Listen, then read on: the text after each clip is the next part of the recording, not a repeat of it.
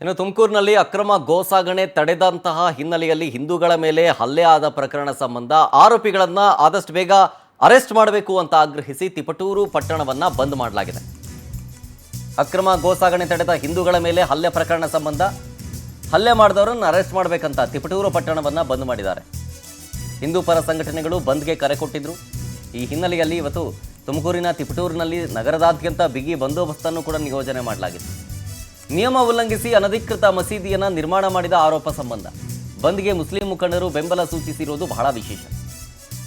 ಮುಂಜಾನೆಯಿಂದಲೂ ತಿಪಟೂರಿನಲ್ಲಿ ಅಂಗಡಿ ಮುಂಗಟ್ಟನ್ನು ಬಂದ್ ಮಾಡಲಾಗಿದೆ. ತಿಪಟೂರು ನಗರದಲ್ಲಿ ನಡೀತಾ ಇರುವಂತಹ ಪ್ರತಿಭಟನಾ ರ್ಯಾಲಿಗೆ ಯಾವುದೇ ರೀತಿಯ ಅಹಿತಕರ ಘಟನೆ ನಡೀಬಾರದು ಅಂತ ಹೇಳಿ ಪೊಲೀಸರು ಕೂಡ ಬಿಗಿ ಬಂದೋಬಸ್ತನ್ನು ಕೈಗೊಂಡಿದ್ದಾರೆ.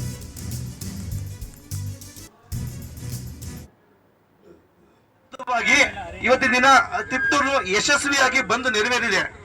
ಯಾರು ಬಲವಂತವಾಗಿ ಎಲ್ಲರೂ ಸಹ